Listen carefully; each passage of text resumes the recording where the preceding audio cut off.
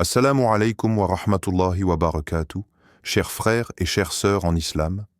Il y a des vidéos qu'on regarde, et puis il y a des messages qu'on reçoit, comme un écho à une douleur enfouie. Si tu es tombé sur cette vidéo aujourd'hui, ce n'est peut-être pas un hasard.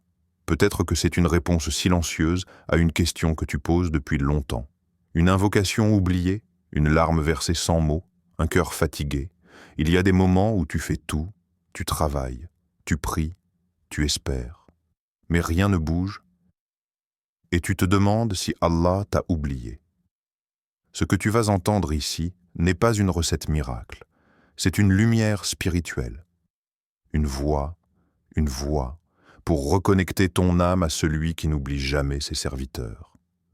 Aujourd'hui, nous allons parler d'un nom, un seul, mais qui peut, par la permission d'Allah, débloquer ce que tu crois impossible. Un nom qui nourrit les cœurs et ouvre les portes invisibles. Le nom d'Ar-Razak. Partie 1. Quand la pauvreté devient un appel d'Allah. Il y a des nuits où les murs semblent se rapprocher, où même les soupirs deviennent lourds, des nuits sans réponse, sans bruit, juste ce silence, et ton cœur qui tambourine. Pas pour une réponse du monde, mais pour une trace divine dans cette obscurité. Tu as tout donné, ton énergie, ta dignité, tes prières, ton espoir. Et pourtant, chaque porte semble s'être refermée. Comme si la vie avait cessé de t'entendre. Tu regardes le ciel, mais même les étoiles semblent absentes. Tu te demandes, pourquoi moi? Pourquoi cette pauvreté, cette impasse, ce rejet? Tu regardes les autres avancer. Certains obtiennent ce que tu demandes depuis des années. Et toi? Tu restes là, à genoux, à bout. Mais si je te disais que cette pauvreté, ce vide n'est pas une punition, mais un rendez-vous, un appel silencieux, un éveil que seul le cœur attentif peut entendre. Et si c'était Allah lui-même, qui t'attire à lui, en retirant ce que tu pensais être ton soutien, pour que tu reviennes vers le vrai soutien. Le monde peut fermer ses portes, mais Allah n'en ferme aucune. Il redirige, il isole pour mieux parler, il n'abandonne pas, il éduque, il ne rejette pas, il réoriente, et parfois, il brise pour reconstruire. Il t'a peut-être retiré la richesse pour te faire goûter la confiance. Il t'a peut-être mis à l'épreuve pour dévoiler en toi une lumière que tu ne soupçonnais pas. Car dans les creux de l'âme, là où plus rien ne répond, naissent les invocations les plus sincères. Celles que tu n'aurais jamais prononcées dans l'abondance, celles qui montent au ciel, portées par les larmes, et que les anges recueillent comme des trésors. Le Coran ne laisse aucun doute, et il n'y a point de bête sur la terre dont la subsistance n'incombe à Allah. Sourate Hud, verset 6, même le papillon perdu dans la forêt, même le poisson caché au fond des abysses, même l'oiseau qui n'a pas encore quitté son nid, tous reçoivent ce qu'Allah a écrit pour eux. Et toi? Toi qui plies les genoux, toi qui verses des larmes en secret, toi qui continues malgré tout à invoquer ton Seigneur. Crois-tu vraiment qu'il t'a oublié? Non. Il t'observe, il entend ce que tu ne dis même pas, il lit ce que tu ne sais même pas traduire. Tu es comme une graine enfouie dans la terre, invisible au regard, mais pleine de vie. Allah t'a caché, pas pour t'oublier, mais pour te faire germer au bon moment. Regarde les histoires du passé. Les prophètes ont été mis à l'épreuve. Ibrahim jeté dans le feu, Youssouf vendu comme esclave, Moussa abandonné dans un berceau flottant, et Muhammad rejeté par son peuple, affamé, exilé. Et pourtant, à travers toutes ces épreuves, Allah leur a tracé un chemin, invisible, inattendu, mais parfait. Ne crois pas que ton tour est différent. Ce vide dans ton compte n'est rien face à la richesse de ton cœur. Et peut-être qu'Allah veut d'abord remplir ton âme avant de remplir tes mains. Alors ne pleure pas comme si tout était fini. Pleure. Comme quelqu'un qui vient d'ouvrir la porte de son Seigneur. Pleure, mais avec confiance. avec la certitude que celui qui a nourri les oiseaux te prépare aussi ta part. Il est Ar-Razak, celui qui donne sans limite, sans raison apparente, sans justification humaine. Et parfois, il retarde, pas pour te punir, mais pour que ta voix monte plus haut et que ton cœur devienne plus profond. Peut-être que ce que tu vis n'est pas un refus, mais une préparation. Peut-être que cette pauvreté est la plus belle porte vers la vraie richesse, celle de dépendre uniquement de lui et de ne plus jamais craindre le monde. Partie 2. Le pouvoir caché du nom Ar-Razak. Il y a des mots qui touchent l'oreille, et puis il y a des noms qui touchent l'âme. Des noms qui ne sont pas faits pour être simplement entendus, mais pour être vécus. Parmi eux, Ar-Razak. Ce nom n'est pas une syllabe. C'est une onde céleste, un souffle spirituel qui traverse les mondes. Quand tu dis Ar-Razak, ce n'est pas un simple appel au secours.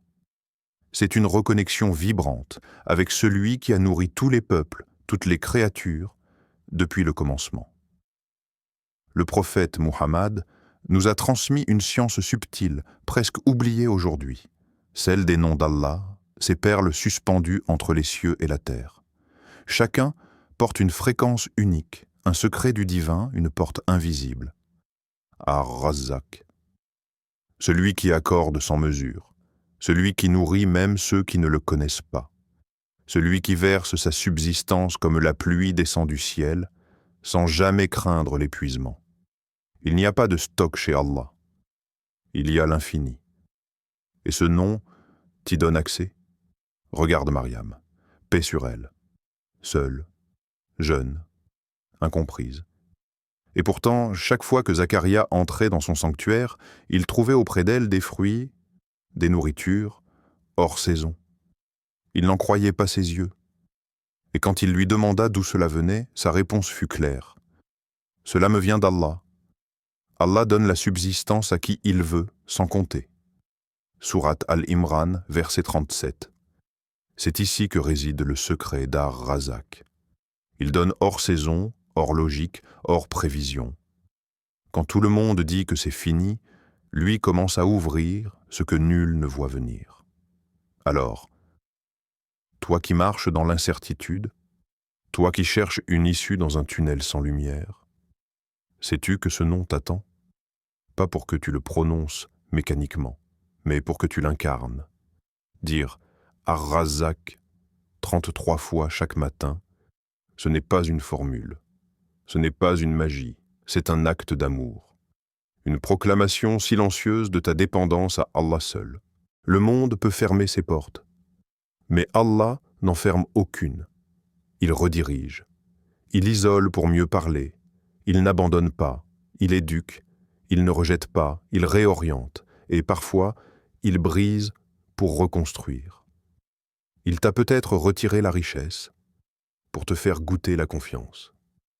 Il t'a peut-être mis à l'épreuve pour dévoiler en toi une lumière que tu ne soupçonnais pas. Car dans les creux de l'âme, là où plus rien ne répond, naissent les invocations les plus sincères. Celles que tu n'aurais jamais prononcées dans l'abondance, celles qui montent au ciel, portées par les larmes, et que les anges recueillent comme des trésors. Le Coran ne laisse aucun doute, et il n'y a point de bête sur la terre dont la subsistance n'incombe à Allah. Sourate Hud, verset 6, même le papillon perdu dans la forêt, même le poisson caché au fond des abysses, même l'oiseau qui n'a pas encore quitté son nid, tous reçoivent ce qu'Allah a écrit pour eux. Et toi? Toi qui plies les genoux, toi qui verses des larmes en secret, toi qui continues malgré tout à invoquer ton Seigneur. Crois-tu vraiment qu'il t'a oublié? Non. Il t'observe, il entend ce que tu ne dis même pas, il lit ce que tu ne sais même pas traduire. Tu es comme une graine enfouie dans la terre, invisible au regard, mais pleine de vie. Allah t'a caché, pas pour t'oublier, mais pour te faire germer au bon moment. Regarde les histoires du passé. Les prophètes ont été mis à l'épreuve. Ibrahim jeté dans le feu, Youssouf vendu comme esclave, Moussa abandonné dans un berceau flottant, et Muhammad rejeté par son peuple, affamé, exilé. Et pourtant, à travers toutes ces épreuves, Allah leur a tracé un chemin, invisible, inattendu, mais parfait. Ne crois pas que ton tour est différent. Ce vide dans ton compte n'est rien face à la richesse de ton cœur. Et peut-être qu'Allah veut d'abord remplir ton âme avant de remplir tes mains. Alors ne pleure pas comme si tout était fini, pleure. Comme quelqu'un qui vient d'ouvrir la porte de son Seigneur. Pleure, mais avec confiance. Avec la certitude que celui qui a nourri les oiseaux te prépare aussi ta part. Il est Ar-Razak. Celui qui donne sans limite, sans raison apparente, sans justification humaine. Et parfois, il retarde. Pas pour te punir, mais pour que ta voix monte plus haut et que ton cœur devienne plus profond. Peut-être que ce que tu vis n'est pas un refus, mais une préparation. Peut-être que cette pauvreté est la plus belle porte vers la vraie richesse, celle de dépendre uniquement de lui et de ne plus jamais craindre le monde. Partie 2. Le pouvoir caché du nom Ar-Razak. Il y a des mots qui touchent l'oreille, et puis il y a des noms qui touchent l'âme. Des noms qui ne sont pas faits pour être simplement entendus, mais pour être vécus. Parmi eux, Ar-Razak. Ce nom n'est pas une syllabe. C'est une onde céleste, un souffle spirituel qui traverse les mondes. Quand tu dis Ar-Razak, ce n'est pas un simple appel au secours. C'est une reconnexion vibrante avec celui qui a nourri tous les peuples, toutes les créatures, depuis le commencement. Le prophète Muhammad nous a transmis une science subtile, presque oubliée aujourd'hui, celle des noms d'Allah, ces perles suspendues entre les cieux et la terre. Chacun porte une fréquence unique, un secret du divin, une porte invisible. Ar-Razak. Celui qui accorde sans mesure, celui qui nourrit même ceux qui ne le connaissent pas, celui qui verse sa subsistance comme la pluie descend du ciel, sans jamais craindre l'épuisement. Il n'y a pas de stock chez Allah. Il y a l'infini. Et ce nom t'y donne accès. Regarde Mariam, paix sur elle, seule, jeune, incomprise. Et pourtant, chaque fois que Zacharia entrait dans son sanctuaire, il trouvait auprès d'elle des fruits, des nourritures, hors saison. Il n'en croyait pas ses yeux. Et quand il lui demanda d'où cela venait, sa réponse fut claire. Cela me vient d'Allah. Allah donne la subsistance à qui il veut, sans compter. Sourate Al-Imran, verset 37. C'est ici que réside le secret d'Ar-Razak. Il donne hors saison, hors logique, hors prévision. Quand tout le monde dit que c'est fini, lui commence à ouvrir ce que nul ne voit venir. Alors, toi qui marches dans l'incertitude, toi qui cherches une issue dans un tunnel sans lumière, sais-tu que ce nom t'attend? Pas pour que tu le prononces mécaniquement, mais pour que tu l'incarnes. Dire Ar-Razak 33 fois chaque matin, ce n'est pas une formule, ce n'est pas une magie, c'est un acte d'amour. Une proclamation silencieuse de ta dépendance à Allah seul. À chaque récitation, tu retires une attache du cœur aux causes humaines. Tu arrêtes de penser que c'est ton patron qui te nourrit, ou ton entreprise, ou ton diplôme, ou ton effort. Non. Tu réalises que tout cela ne sont que des moyens et que la source, c'est lui. Chaque syllabe d'Ar-Razak devient un souffle qui nettoie, un battement qui aligne ton cœur, une lumière qui t'élève vers un autre niveau de confiance. Et ce qui est beau, c'est que tu n'as pas besoin d'avoir la foi parfaite pour que cela fonctionne. Tu as juste besoin de sincérité. Une sincérité humble, même avec les doutes, même avec la peur. Parce que Allah ne cherche pas la perfection, il cherche l'authenticité.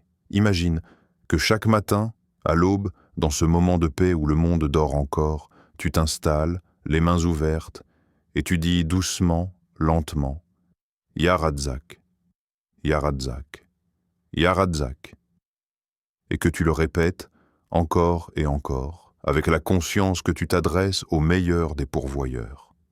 Ce n'est pas toi qui changes Allah en récitant ce nom. C'est Allah qui change ton cœur par cette récitation. C'est ton regard sur le monde qui se transforme. Ce n'est plus l'argent qui te rassure.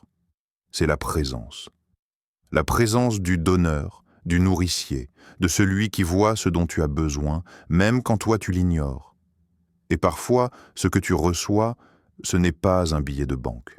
C'est une idée, un rendez-vous, une personne, une force intérieure nouvelle, ou simplement cette paix que rien ne peut acheter, celle qui te fait dire, même dans le vide, Allah me suffit. Ô Allah, toi qui es Ar-Razzaq, le pourvoyeur de tout, nous venons à toi, pauvres et faibles, les mains vides mais les cœurs remplis d'espérance.